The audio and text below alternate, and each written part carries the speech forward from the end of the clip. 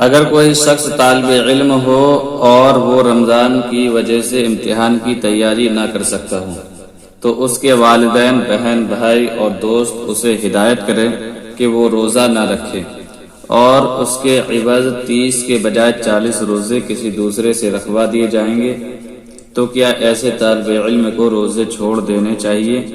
کیا جو روزے اس کا عاجز اس کو رکھ دے گا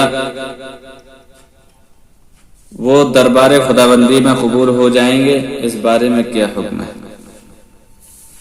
امتحان کے عذر کی وجہ سے روزہ چھوڑنا جائز نہیں، اور ایک شخص کی جگہ دوسرے کا روزہ رکھنا درست نہیں۔ نماز اور روزہ دونوں خالص بدنی عبادتیں ہیں، ان میں دوسرے کی نیابت جائز نہیں۔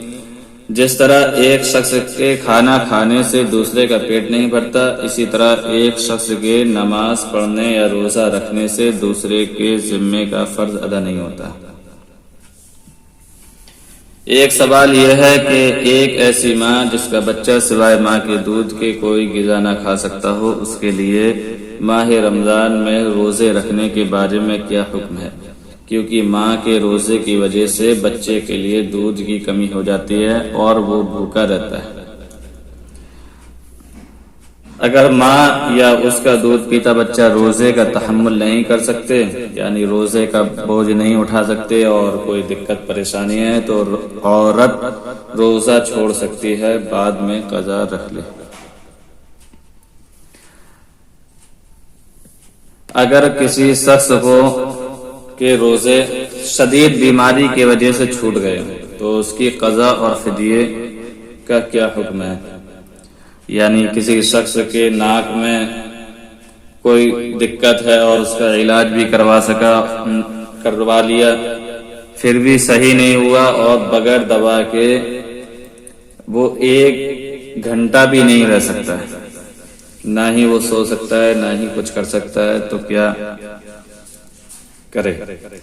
روزے کی حالت میں ناک میں دوا ڈالنا درست نہیں، اس سے روزہ ٹوٹ جاتا ہے۔ اگر آپ اس بیماری کی وجہ سے روزہ پورا نہیں کر سکتے تو آپ کو روزہ چھوڑنے کی اجازت ہے، اور اگر چھوٹے دنوں میں آپ روزہ رکھ سکتے ہیں تو ان روزوں کی قضا لازم ہے، اور اگر کسی موسم میں بھی روزہ رکھنے کا امکان نہیں تو روزوں کا فدیہ لازم ہے۔ تاہم جن روزوں کا فدیہ ادا کیا گیا، اگر پوری زندگی میں کسی وقت بھی روزہ رکھنے کی طاقت آ گئی تو یہ فدیہ غیر معتبر ہوگا اور ان روزوں کی قضا لازم ہوگی۔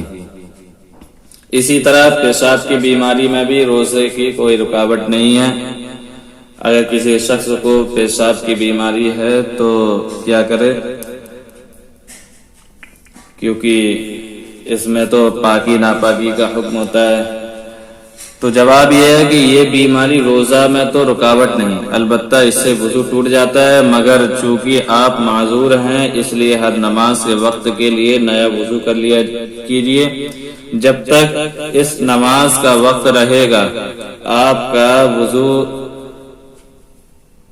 اس عذر کی وجہ سے نہیں ٹوٹے گا۔ جب ایک نماز کا وقت نکل جائے پھر وضو کر لیا کیجیے۔ نماز روزہ چھوڑ دینا جائز نہیں ہے۔